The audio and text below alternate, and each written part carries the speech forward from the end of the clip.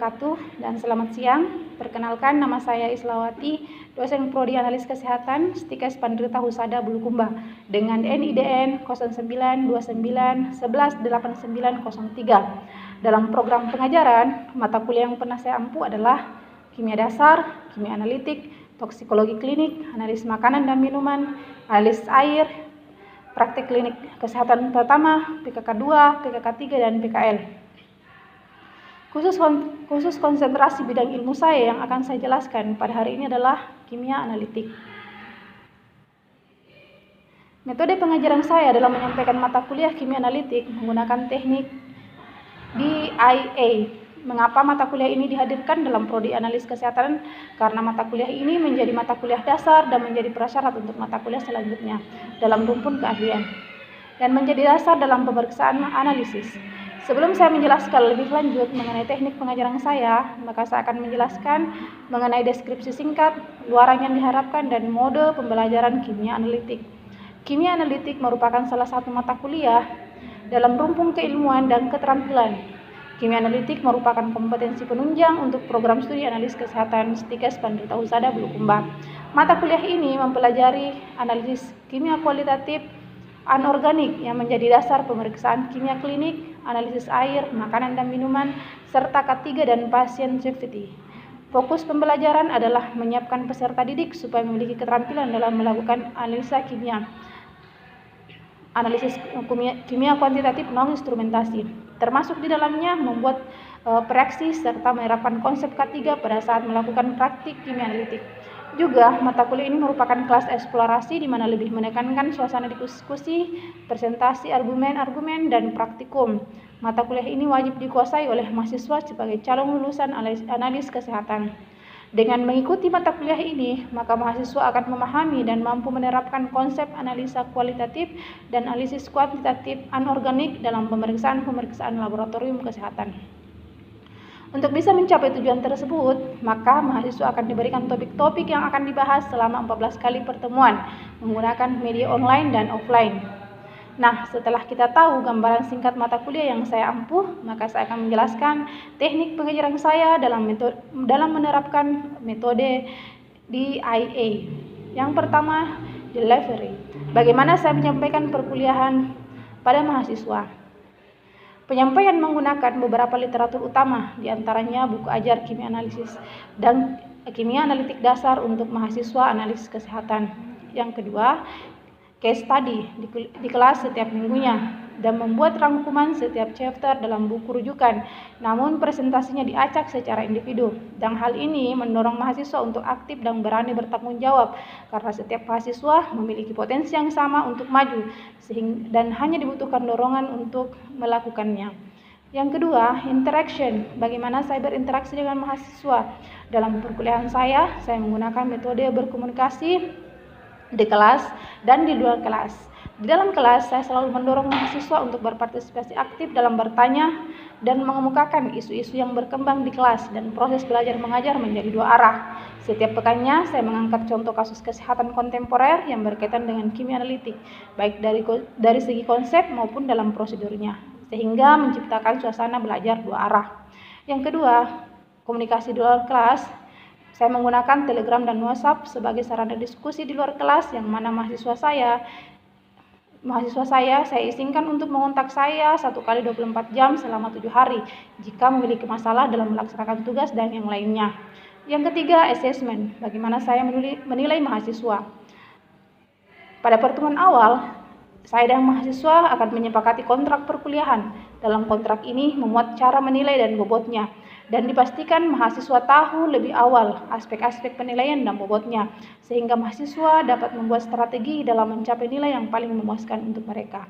Dan saat itu saya memberikan motivasi kepada mereka bahwa mahasiswa dalam perkuliahan ini mereka sendirilah yang akan memberikan nilai kepada dirinya sendiri dengan berusaha memenuhi kriteria penilaian untuk mendapatkan nilai maksimal. Contoh bobot penilaian yang akan saya ajukan, yang pertama, Kehadiran itu proporsi 10%, partisipasi 10%, praktikum 20%, book chapter 20%, akhlak atau etika 20%, UTS 10%, dan ujian akhir semester 10% dengan jumlah bobot penilaian 100%. Untuk lebih jelasnya, kita bisa menyaksikan video pengajaran saya berikut ini. Assalamualaikum.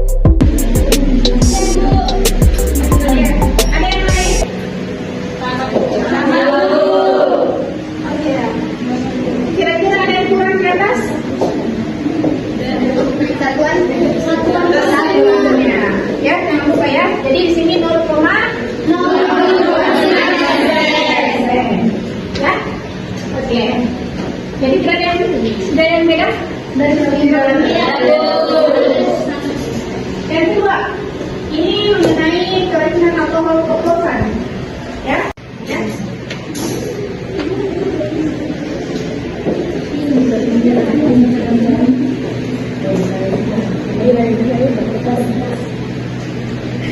Ingat ya, harapan kalian semuanya aktif di kelas, karena kita ketahui bahwa penilaiannya berdasarkan upaya kalian, ya.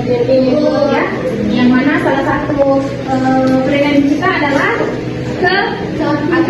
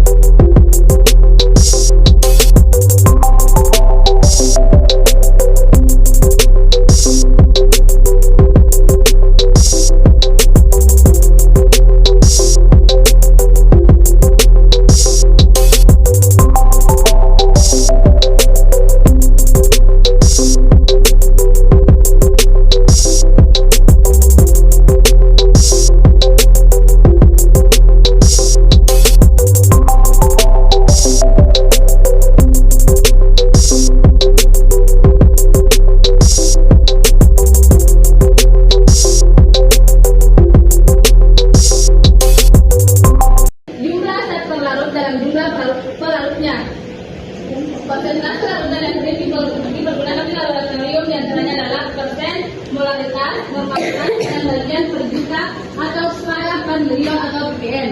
Next. Nah, di sini konsentrasi larutan secara kualitatif. Bila laboratorium pada umumnya membalik larutan senyawa kimia dalam air yang konsentrasinya pekat, sebab dengan cara ini sangat ekonomis. Apabila akan digunakan untuk keperluan sehari-hari, larutan ini harus diencerkan. Selanjutnya, pada proses pengenceran adalah mencampurkan larutan pekat atau konsentrasi tinggi dengan cara menambahkan pelarut agar diperoleh ukuran larutan yang lebih besar atau konsentrasi yang lebih kecil. Nah, di sini bisa dilihat gambarnya pada PPT. Pengenceran yang dimaksud dalam larutan kita mau terlarut yang ada dalam tubuh tidak berubah, namun konsentrasi larutan berubah. Hal ini disebabkan oleh perubahan volume dalam larutan.